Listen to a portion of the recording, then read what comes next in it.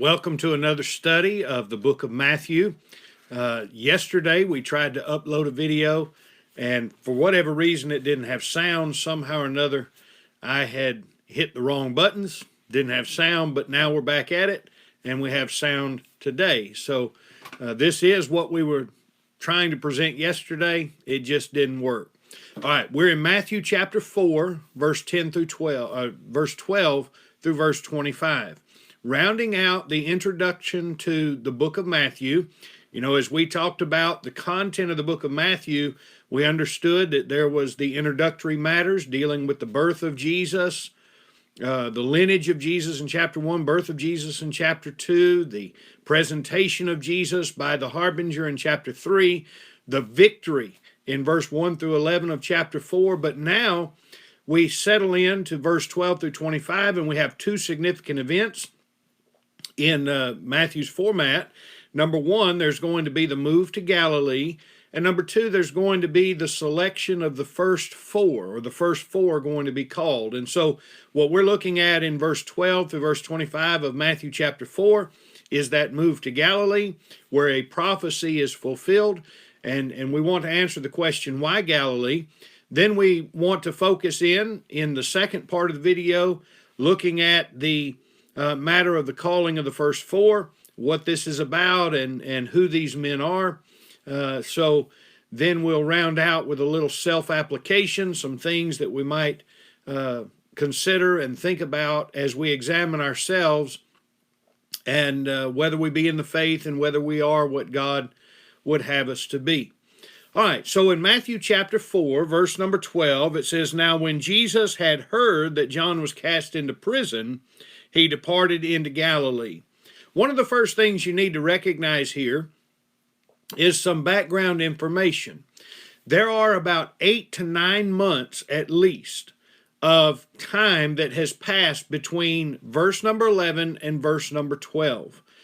And while you're reading in the book of Matthew and you see that we go from one verse to the next, it would seem as though we're just transitioning into the next period. There is a duration of time. Remember, Matthew, Mark, Luke, and John records the activity of Jesus during a 3.5-year period. And there are some earlier references regarding the birth of Jesus and so forth, so understandably it covers about 33.5 years. However, the bulk of Matthew, Mark, Luke, and John is circumstances and incidences within a 3.5-year period. Now, if all of that was to be written, John said the books couldn't be contained by the world, according to John 21 and verse number 24 and 25. So if these men are going to write a synopsis of the life of Jesus, they're going to give us a complete understanding. They're going to give us everything we need to know, because the Bible provides all things that pertain to life and godliness. The Bible is inspired so that it is profitable to make the man of God thoroughly furnished unto every good work, 2 Timothy 3:16 and 17. Thus we know we have everything recorded that we need to. But there are going to be time lapses. Matthew is going to record information that pertains to the ministry of Jesus for a particular reason, and he's going to include things that are going to fit that purpose. Matthew's purpose was presenting Jesus, the Son of God, as the Messiah, as the King, and his kingdom. And so we can expect the information he presents to fit that purpose. And in the time lapses, there's going to be time intervals between what he records. 8 to 9 months here between verse 11 and verse number 12. Having said that, a suggestion I might make to you, the Bible student, is to acquire some kind of printout or some kind of book that is going to give to you the chronological ordering of these things so that you can kind of see them laid out. Two suggestions I have. One might be this, the Reese Chronological Bible. This is a King James Version, which I recommend. The Reese Chronological Bible takes Genesis to Revelation and orders it in a chronological fashion, or by chronology. That is, it puts everything in perspective of the events transpiring. So in the Old Testament, in the book of Genesis, you're reading along. Obviously, Genesis 1, 2, and 3 are going to begin the book because that's where the beginning lies. The beginning when God creates this world. But then you'll have the book of Job inserted in there in the days of the patriarchs. You'll have the Psalms spattered throughout the Old Testament wherein they were authored. So if Moses, he authored Psalm 90, you'll find that back in the Pentateuch during the days of Moses. You'll find the Psalms that David wrote into the book of 1st and 2nd, well, really 1st Samuel. And you'll see the Psalms that Solomon wrote into 2nd Samuel or 1st Kings. And you'll see Psalms by Jeremiah written during that time. If Hezekiah wrote some, you'll see them inserted into time spans of the Chronicles or even Isaiah. And so all of those Psalms are going to be spattered throughout the Old Testament based on when and who wrote them. In the New Testament, Matthew, Mark, Luke, and John, you're going to see the chronology where parts of Matthew are going to be put together with parts of Mark and Luke, and you won't have it in the current format that we typically read through because it's ordered in a chronological fashion. You might be reading in the book of Acts, and as you're reading along, you'll see that 1 Corinthians is inserted into that position because of when it was written while Paul was perhaps in Ephesus. So as you think of all of that chronology, it's good to have a chronological listing. A good study Bible would also give you that chronology. I use a Thompson chain reference, and in the back of the Thompson chain reference, there is a chronological ordering, a harmony of the Gospels. And so as you go through there, it orders it in basically 3 years of Christ. There is the early days, then there is the first year, the year of inauguration, the year of popularity, and then the year in which there was opposition leading up to his crucifixion. But it lays it all out and has Matthew, Mark, Luke, and John across the top, and then the passages that coincide in the order in which those events would have transpired. So I would recommend that you get some kind of reliable printout. Another book that you might look at is McGarvey's Fourfold Gospel, because in his treatment, commentary on the gospel records, he is going to take them in a chronological order. So those are some recommendations I would have for you as you study through, because in some of this, there is information given in Luke that Matthew may not give, but that might be pertinent to what you see or what you read in the book of Matthew to kind of give perspective. We're going to be reading in just a moment in this chapter of Matthew 4 of the call of the apostles. And if all you had was Matthew here, you might suspect, well, these men, having never met Jesus, he passes by them on the seashore, calls them, and they just up and follow him. Well, that's not necessarily the case. These men were already following Jesus, or already disciples of Jesus, and we'll hash that out in just a moment. One of the favorite discussions I've heard in my lifetime, my father preached a sermon, though he doesn't take credit for the idea, he received it from somebody else, was a sermon entitled The Servant's Ear. And it focused on the passages in the gospel records regarding Peter drawing his sword out in the garden and cutting off the servant of the high priest's ear, and Jesus telling Peter to put up his sword. And as you go through those, some of them just tell you one of the disciples did it, where another tells you specifically it was Peter. Another will tell you that it cut off the ear, but another writer may tell you he cut off a specific ear. And then it will give you, one just tells you a high priest servant, another tells you the name of that servant being Malchus. And as you take all of those, you get the full picture. And there's a couple of ideas to be presented there. One is just the way you need to study God's Word. You can't just take one passage and draw all of your conclusions from it, because that passage is part of a fuller context, the specific context in which it is in, but also the expanded context of the Scripture. There's also the specific application of conversion and how one is converted. You can't just take one passage that says we are saved by the grace of God and remove from it the passage that says we're saved by Christ, or we're saved by the blood of Jesus, or we're saved by the Spirit, or we're saved by even baptism. Baptism doth also now save us is another passage of Scripture. So you have to take the totality to get the full picture, in that case, of conversion. And so by reading through and examining in a chronological way, we may get the full picture. All right, as we move on, we might want to ask the question here, why the move to Galilee? Because he says, when Jesus had heard that John was cast into prison, he departed into Galilee. So why depart into Galilee? Jesus has spent the last 8 to 9 months in the area of Judea, Jerusalem. He's been to Galilee. He went to Nazareth. He goes to Cana, where a miracle is performed. In fact, that 8 to 9 months in between verse 11 and verse 12, we find events recorded in John chapter 1 through 3. We find some events in Luke chapter 3 and 4. Chapter 4 particularly even tells us about the time in Nazareth. But as he moves to Galilee, he has a reason for that. Here in Matthew, he specifically says that Jesus had heard that John was cast into prison. The move from Judea, or the area around Jerusalem, to Galilee is precipitated by John being put in prison.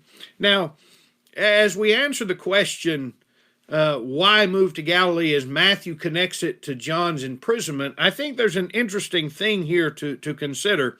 The language was, John was cast into prison. Now, this particular word that is translated cast into or cast into prison can be translated delivered up. John was delivered into the hands. And 44 times in the New Testament, that particular Greek word is going to be translated delivered up. It's also going to be translated betrayed or betray. 17 times this particular Greek word, you'll find it translated betray. 19 times you're going to see it translated betrayed. And so is Matthew presenting a concept here in which John was delivered, in which John was betrayed into the hands of Herod to put him into prison? We know some circumstances revolving around it, because Matthew chapter 14 is going to relay how or why he was put in prison. You notice the language of Matthew 14. It says, now Herod had heard about Jesus, and he considered maybe this was John. Well, then it recollects what John had happened to him, how Herod puts him in prison, why Herod puts him in prison, and how John then was beheaded. So with that information, we come back to this idea he was cast into prison.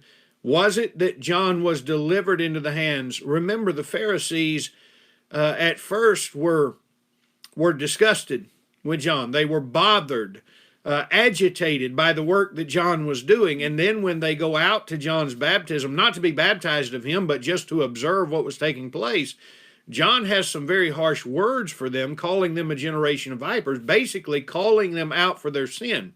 He's also going to call on Herod regarding his sin, how Herod was living in adultery. He had taken another man's wife. Herod has taken his own brother's wife, and it wasn't lawful in God's sight for him to take that wife or to have that wife. Thus, they were living in adultery. And so, could it be that the Pharisees have actually delivered him into Herod's hands to be put into prison? It seems like it.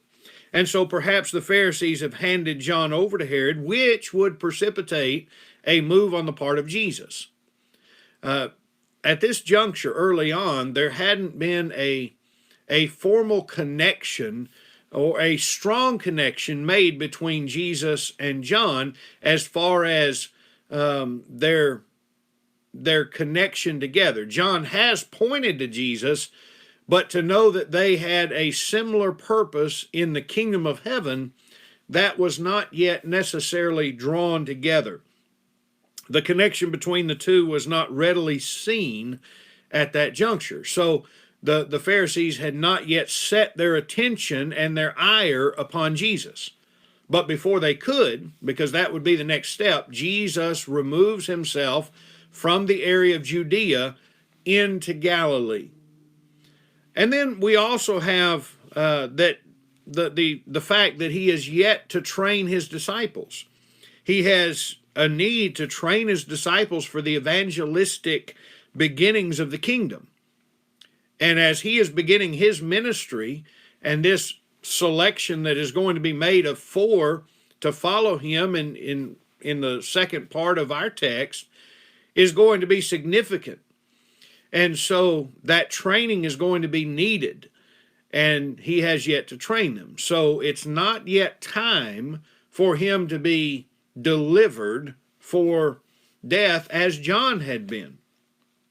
And so including even the correcting of the false concepts of the kingdom, the false concepts of the Messiah, and what the Messiah was really going to bring to them in a focus on spiritual things, not physical.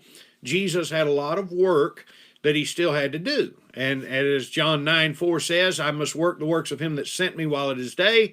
The night cometh when no man can work. It was not yet nighttime, if you will.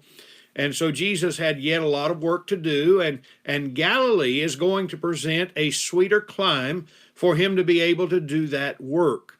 Something else that we might think about is the fact that both Jesus and John had a large number of disciples from the area of Galilee.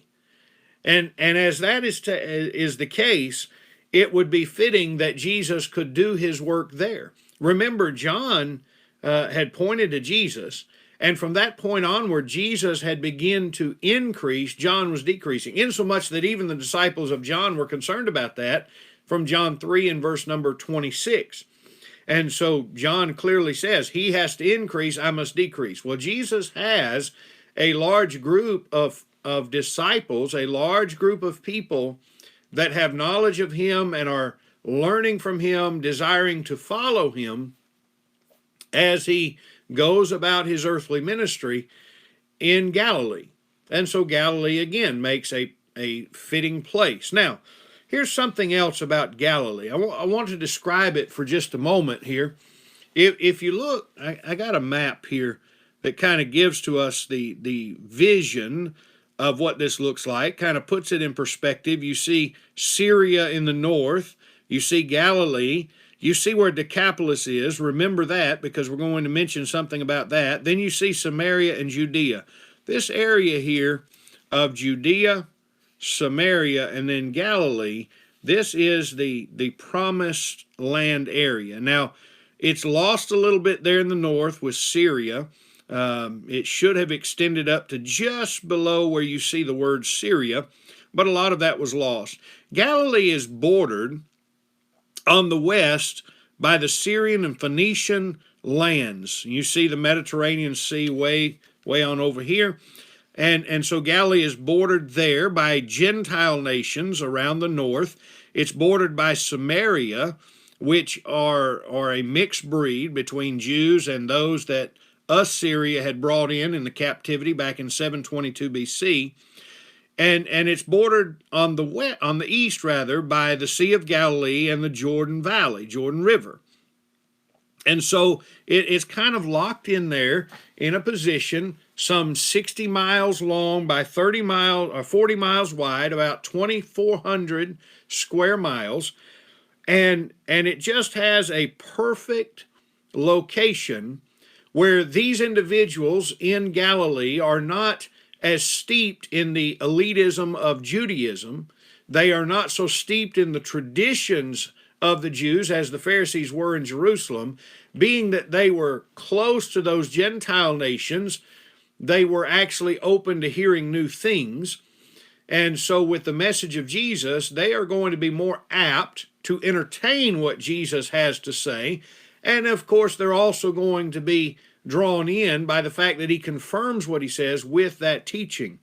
Now, as far as Galilee, it's a very fertile land, which draws a lot of people. Josephus said even the most slothful would gravitate to Galilee because they didn't have to do a significant amount of work to have a production within their vineyards or within their orchards, of which there were a lot. There were trees of so many varieties. There were grapes. There was so much that could be grown there.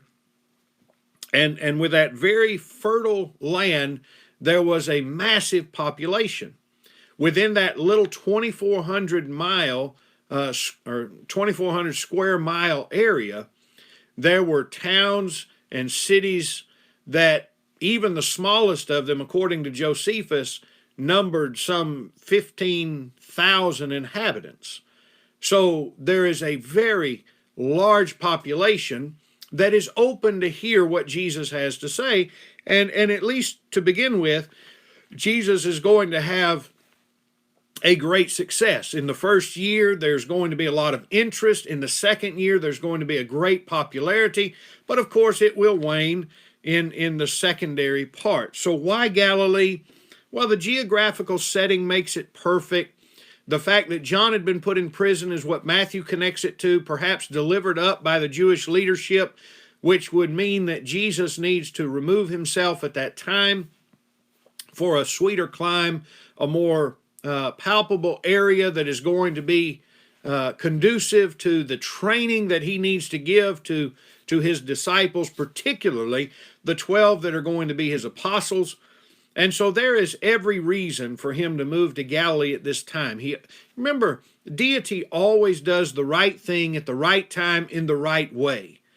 And so Jesus' move to Galilee was significant. But you notice here in verse 13, one of the towns of Galilee was Nazareth. And of course, that's the town that Jesus grew up in. That was where Joseph and Mary settled after they returned from Egypt, having had to go there in chapter 2 because of Herod killing the babies, the male children 2 years of age and younger in that area of Bethlehem. So Joseph and Mary escaped to Egypt. When Herod was dead, the angel tells them they can return. They go to Bethlehem, but that is not going to be suitable. They go on to Nazareth. That's where they settle. But he leaves Nazareth. Luke chapter 4, in verse number 16 through 30, we are going to be informed as to why he left Nazareth. And the terminology leaving Nazareth is that he leaves it alone. He leaves it to itself. Well, why? Because they were unaccepting of him. Jesus mentions that a prophet is not without honor, save in his own country, there in Luke chapter 4. There is a wrath that builds toward him because they see him as just one of their own. We've known him all his life. We know his brothers and sisters. He's the simple carpenter's son. So why should we believe that he is the fulfillment of Isaiah 61? Well, they drag him out of the city. They're going to take him and throw him headlong down a hill. But Jesus walks out of their midst and he transplants to Capernaum. Capernaum is going to become his home base, if you will, the town of Peter and Andrew. And this town of Capernaum, as verse number 12 tells us, and dwelt in Capernaum, which is upon the seacoast, that's a reference to the Sea of Galilee. So he is going to dwell in that region around the Sea of Galilee. It's on the north shore of the sea. It's in the ancient territory of Naphtali and right on the border of Zebulun. As you look back to Joshua chapter 19, this is the land allotted to them upon the conquest. Now, those ancestral lines have been blurred. They have been, for the most part, removed. And now we just have a mix of all of those Jewish people, or all of those Israelites. But he connects it to the prophecy of Isaiah. that it might be fulfilled. Now, part of this prophecy comes from Isaiah chapter 9, verse 1 through 7. Part of it comes from chapter 42 and verse 46 of Isaiah. But here is the prophecy. That it might be fulfilled which was spoken by Isaiah the prophet, saying, the land of Zebulun and the land of Naphtali, by the way of the sea, beyond Jordan, Galilee of the Gentiles, the people which sat in darkness saw great light, and to them which sat in the region and shadow of death, light is sprung up. Now, what we have here is the prophecy fulfilled, and we have to understand this about prophecy. Jesus fulfilled prophecy not because he read it and then fitted himself to it, but because of the foresight of God. God already knew, because of his omniscience, because he is the Alpha and the Omega, the beginning and the end. God was already aware of the events before they ever transpired. And so a prophetic utterance regarding those events is made by Isaiah some 750 years before they happen. Again, Jesus is the Messiah because of the fulfillment of prophecy seen in him. He had to leave Judea because of the reaction of the Jews to the preaching of John, which would then also lead to reaction toward his preaching. He had to leave Nazareth because of the reaction of the people of his hometown in an unacceptance of him as the Messiah, the fulfillment of the prophecy of Isaiah. Then he dwells in Capernaum. All of this God knew before it ever happened, and thus spoke of it through the prophet Isaiah. And thus Jesus is the fulfillment of that prophecy as these events unfold. And so, again, he is the Messiah because of the fulfillment of that prophecy. Now, what does this prophecy mean? The darkness here. These people sat in darkness. Well, Zebulun and Naphtali are in the northern regions of the land of Palestine. Being in the north, they were generally the first that would be infiltrated by adversaries from Syria or from Assyria and even from Babylon, because they would all come around the Fertile Crescent right down from the north and advance sometimes to Samaria, sometimes as far as Jerusalem. But because Zebulun and Naphtali were on the northern recesses of the land of Palestine, they would also or often be infiltrated, even if Samaria and Judea or Jerusalem were not. So they had a long series of afflictions, but they were also influenced by the idolatrous practice, even going back to the time of Jeroboam the first with the division of the kingdom.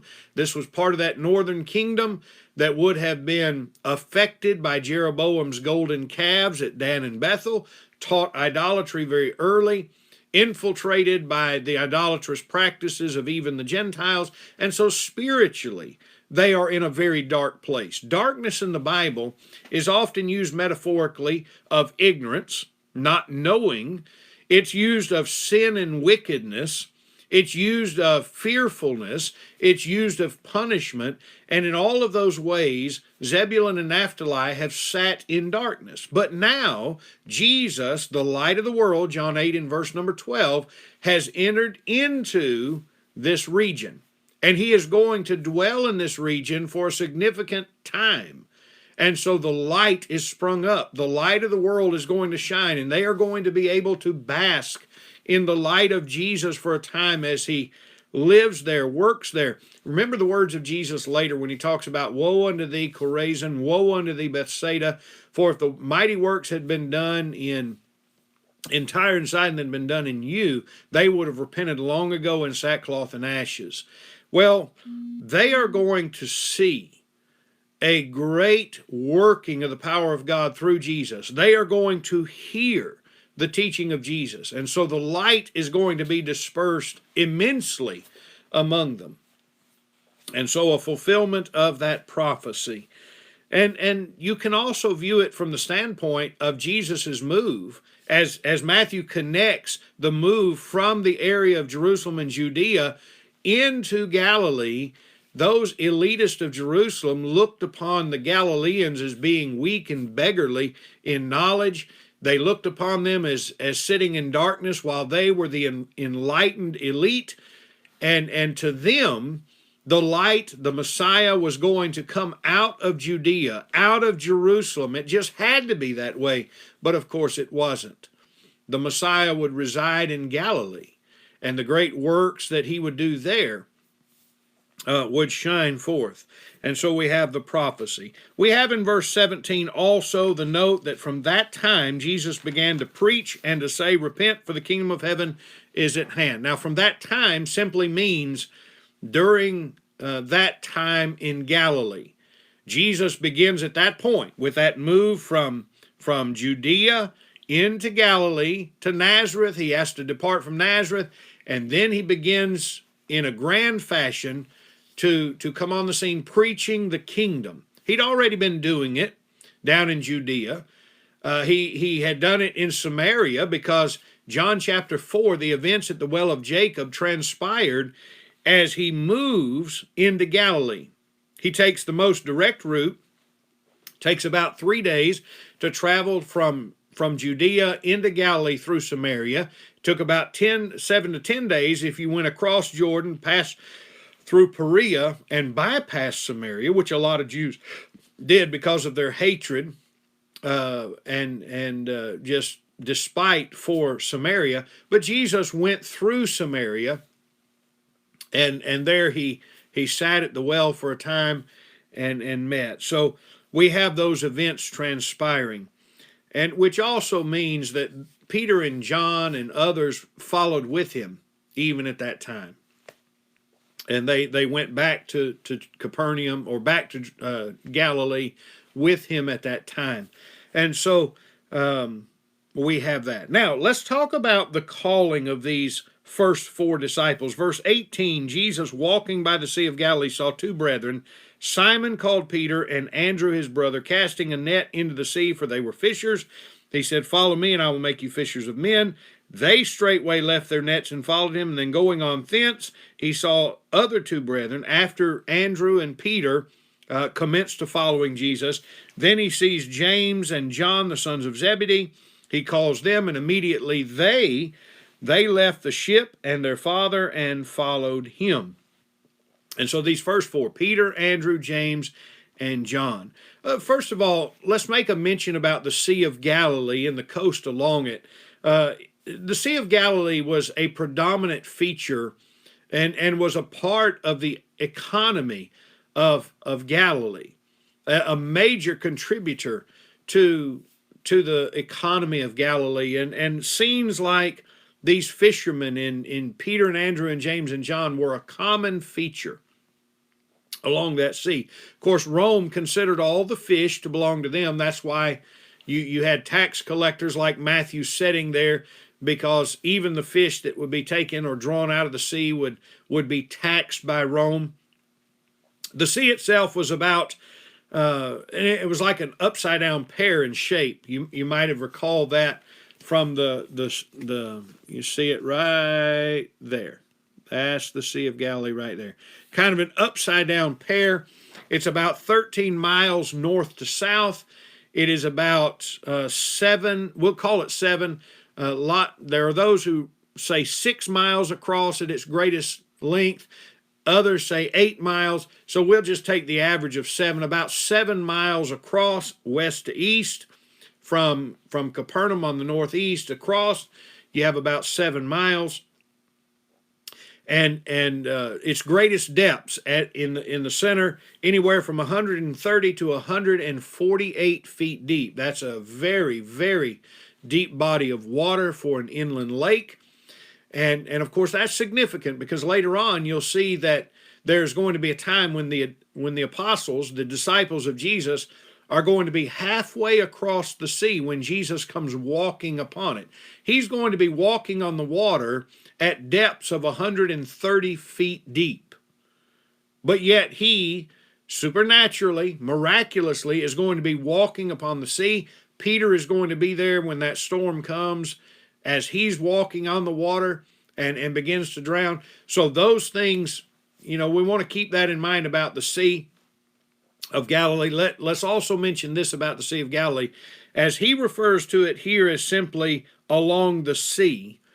In some places it will be referred to as the Sea of Galilee. Some places it will be referred to as the Sea of Tiberias, which you'll connect that to the Roman Emperor Tiberius Caesar. No doubt a reason for calling it that. It'll be called Lake Gennesaret because of its connection to the land of Gennesaret. In the Old Testament, it's simply called Shinnereth or Shinneroth, and sometimes it's just called the lake or just the sea. But that's the Sea of Galilee. Now, this calling of these men is also recorded in Mark chapter 1. This is where the chronology is important. Mark chapter 1, verse 16 through 21, and Luke chapter 5, verse 1 through 11. These are significant things in the chronology because you need to know that these men already had contact with Jesus.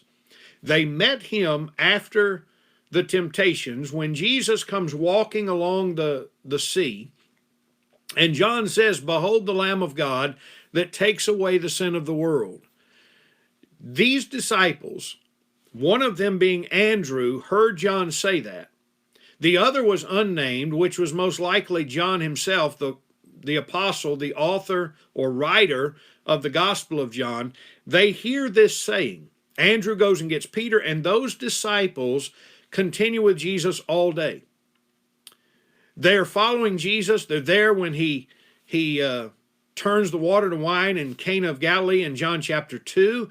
They're with him there when he speaks in Jerusalem, having cleansed the temple in John chapter 2, and sees all of that when he talks about raising up the temple in 3 days, destroy it, raise it up in 3 days. And John makes the comment, after the resurrection, we understood that he was talking about his body. He was talking about himself. They have been with him at the well. They journeyed with him in John chapter 4. So these disciples have a knowledge of Jesus already. And so when he calls them, it's not blindly following him. They've already had time to digest some of what Jesus has said and done. They've seen miracles, they've heard his teaching, and now that Jesus officially calls them, they're going to follow. And remember too, Luke also connects this with the draught of fish. Before Peter and Andrew and James and John follow, there is a miraculous fishing event. Jesus tells Peter to throw his net out, launch out in the deep, throw your net out, and they catch the draught of fish. So much that it begins to sink the vessels that they are out there in. Peter actually jumps out of the boat, swims, and falls at the feet of Jesus to follow him. James and John see this also. And of course, all of that is connected with this being called. So keep all of that in mind. They didn't just blindly follow. We might ask this question. What did Jesus see in these men? There were others that were following Jesus. But why these men? I think we can quickly say there are 4 things about these men that Jesus sees. Jesus, number 1, sees men of hardship. Remember, he's about to prepare these men for the evangelistic effort of the kingdom, which is going to be a task of hardship. Jesus didn't hide the fact of persecution and other things. You look at the life of the Apostle Paul and some of the things that he said where he died daily. In talking to the Corinthian brethren in 2 Corinthians, he lists some of the difficulties he had. These men were going to be faced with hardship. But at this juncture, being the fishermen that they were, the commercial fishermen they were well experienced. They were well seasoned by the experience of life. They understood the hardships of a life of fishing. And Jesus is going to prepare them to be fishers of men. And so we understand they are men of hardship. Number 2, they are men of humility. They were well capable of being taught because they'd already exhibited that. They had already been listening to Jesus and following Jesus. And so they were men of humility, able to be taught. Number 3, they were men of diligence. Peter is fishing when Jesus calls him. James and John are mending their nets when Jesus calls them. Tasks of mending and fishing. They understood the diligence, the hard work that it took. And so they were well in possession of the work ethic needed to be the evangelistic ambassadors for Jesus that he was calling them to be. And so men of hardship, men of humility, men of diligence. But number 4, they were men of understanding. They were well aware of him, and they were informed and understanding of what they had been hearing, what they had been listening to. And I know it's John 6 occurs later on, but think about what Peter says there. Lord, to whom shall we go? Thou hast the words of life. Peter was already beginning to understand that. He's already recognizing something special about Jesus. And even later on, when in Matthew 16, who do you say that I am? Peter is going to say, thou art the Christ, the Son of the living God. So these men were able to take what they were hearing and what they were seeing, digest it and understand it. So they're men of hardship, they're men of humility, they're men of diligence, they are men of understanding, and realize the call here is not to be disciples. They were already disciples of Jesus. Jesus is calling them to the specific task of following him in order to be fishers of men. He says, I will make you to be fishers of men. When he says, come ye after me, in verse, follow me, the idea of come after me, as it is in other passages, this involves being with him. These are men who are going to be witnesses of him from Jerusalem to Judea, unto Samaria, and unto the uttermost parts of the earth. Acts 1 and verse number 8. These are individuals that are going to be mirrors of Jesus. Acts chapter 4 and verse 13, the Sanhedrin Council, they observed the boldness of Peter and John. They understood these men had been with Jesus. They were presenting themselves in the similar fashion of what they had seen in the Master. And so they would become mirrors of Jesus. They were going to have to be with him to learn him, to learn his teaching, to learn of his spirit or his attitude and his disposition, to learn his ways. And so Jesus was calling them out of any others, from all others, he was signaling them. Now, later on, there's going to be the official calling or appointing of them as apostles. And Jesus is going to spend a prayerful night in that selection. And then these men are going to be pointed out as apostles. And even this Peter and James and John are going to be significant at times and being the only ones that would be with Jesus when he raises the daughter of Jairus or on the Mount of Transfiguration. So there is much involved in that for them. But we might make a self-application there that when we follow Jesus, we're trying to imbibe the person of Christ, the character of Christ. And we're trying, as Jesus says in Matthew 5:48, to be perfect as our Father in heaven is perfect. We're trying to walk in the steps of Jesus, 1 Peter 2 and verse 21, as he left us an example. So we might simply ask the question, how are you doing in assimilating yourself to Christ? Paul even went so far in Romans chapter 8 to say that if we have not the Spirit of Christ, we are none of his. If we don't have the attitude and the disposition of Christ, then we don't belong to him. And so how well are we doing? Examine ourselves whether we be in the faith. Examine ourselves whether we be true followers of Jesus. Can others see Jesus in us? Here at Union Hill, we sometimes sing that song, let the beauty of Jesus be seen in me. And we must ask ourselves the question, is it really? These men were called for a purpose. Notice these men, they left all to follow Jesus. Peter and Andrew in verse number 20 left their nets and followed him. The nets were representative of their whole occupation, everything that they knew, everything about their life. Verse 22, immediately they left the ship and their father and followed him. Significant here with the father. the Jewish fathers taught their sons a trade, and then those sons followed in that trade. For James and John to leave the ship, leave their father, and follow Jesus was indicative that they were leaving behind that life. Now, that doesn't mean they didn't see to their families. That doesn't mean that they forsook their families. You're going to note that Jesus will reside in the house of Peter. Well, there in the house of Peter was Peter's mother-in-law. Of course, Peter was a married man, overlooked by the Roman Catholics, but Peter was a married man, couldn't have been a pope because of that.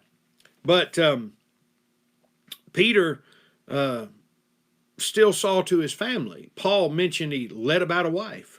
So we understand that didn't mean in following Jesus here and leaving all that they forsook their families in the sense that they abandoned them, because they didn't. It doesn't even mean that they never fished again. There were times throughout that they fished.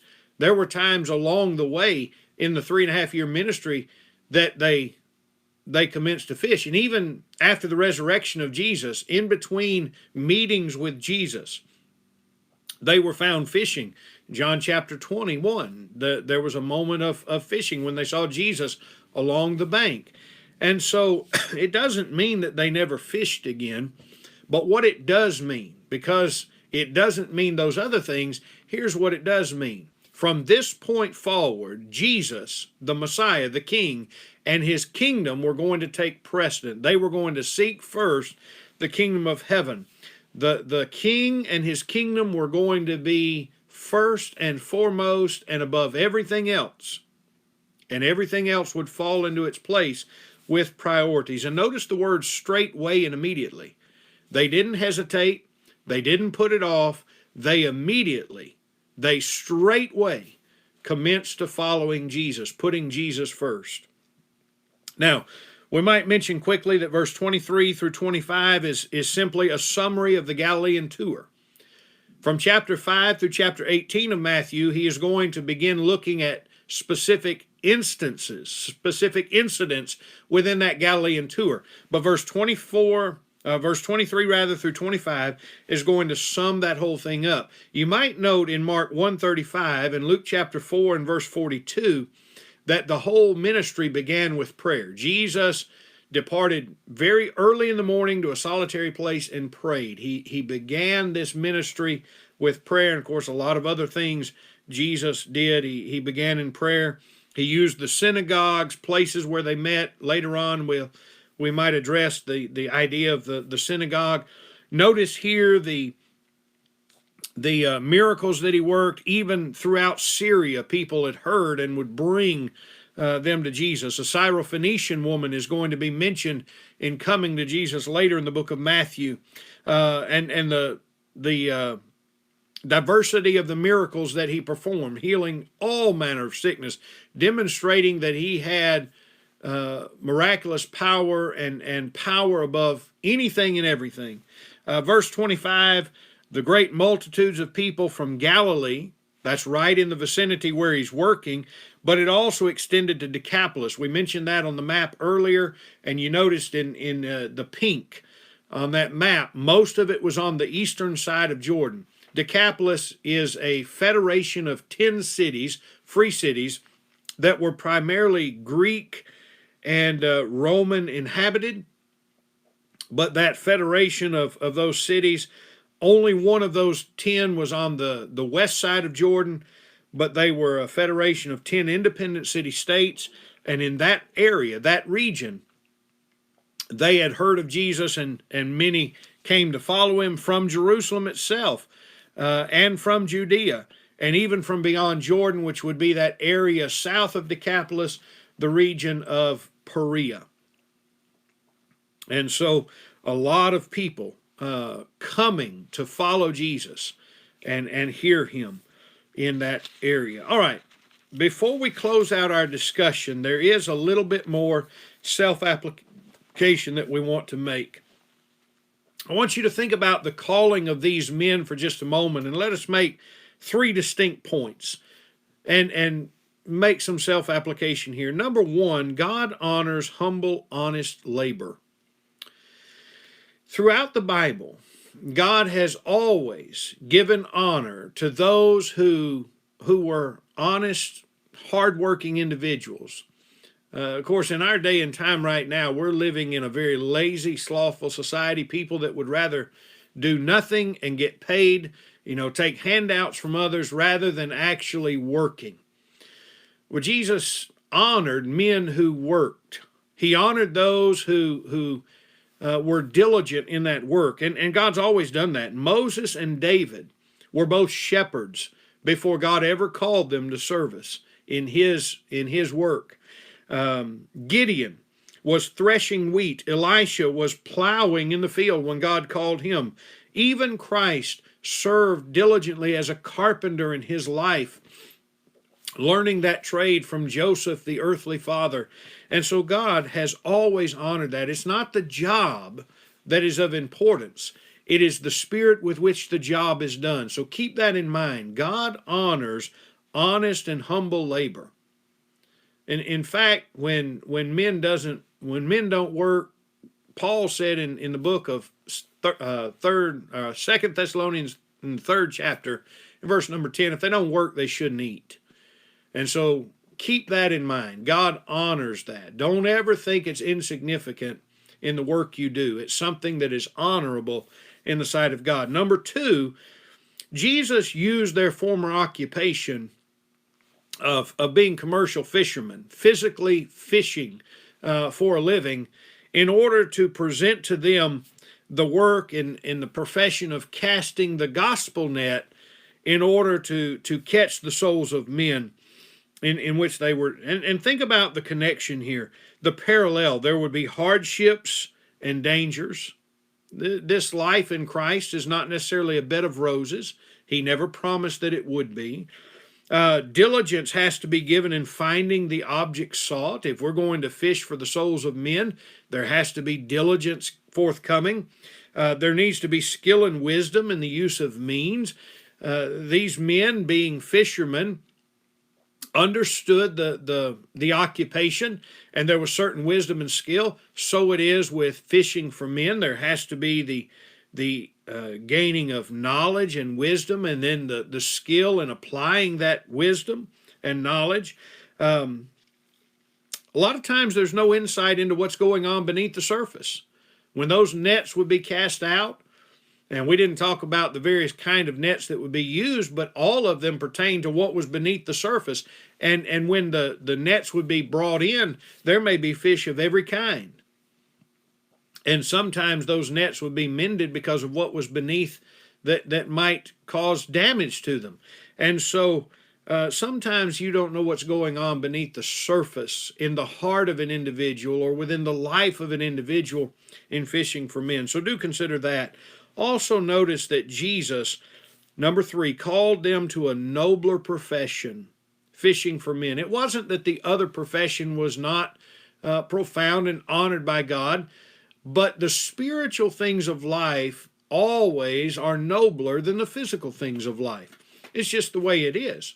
We need to give precedence to the spiritual things of life. Now, as Jesus called them, he was going to prepare them for the work. I will make of you. And in that, number 1, as he calls them to that nobler profession, understand God's call overrides all others. They forsook the call of their father. They forsook the call of that industry because what they wanted to do was please God.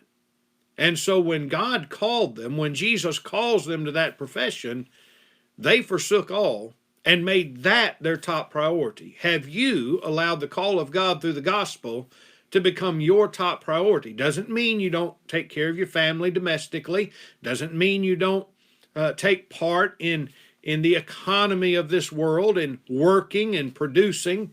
It doesn't mean that you let the civil and social aspects be abandoned, but they fall into their place under the call of God. God's call overrides all others. So the spiritual things should be first and foremost. The kingdom of God must be first. Is it in your life? And then, of course, the discharge of common duties is the best preparation for the higher calling. If we're unwilling, sometimes people say, well, if I had $1 million, I would do this or that for the Lord. Well, it's not about the million you have. It's about the dollar you do. It's about the skills that you have. Someone might say, well, if I had the oration skills of the skilled orators, I would do this or I would do that. It's not about the skill you don't have. It's about the skill you do have. What are the abilities that you do have in the discharge of the common duties of life that you can utilize for the kingdom? What are you doing for the Lord today? Because that's what really matters. It's not about what you can't do. It's not about what you would do if you could. It's not about what you would do in the future if things pan out. It's about what you're doing right now for the kingdom. So what are you doing for the kingdom right now? When you note the last part of that too, when Jesus calls them to follow him in that noble profession, the last thing we might point out is that the servant's place is behind the master. Jesus didn't call them and say, come lead me. He didn't say, come along beside me. He didn't say, come up here and tell me what to do. He said, come and follow me. So are you following Jesus? Or are you trying to lead him? Are you trying to tell him his business? Are you trying to implement your will over his will? Because that's not what Jesus called you to do. He calls you through the gospel to follow him. You take up your cross, you bear whatever burden it requires, and you follow him.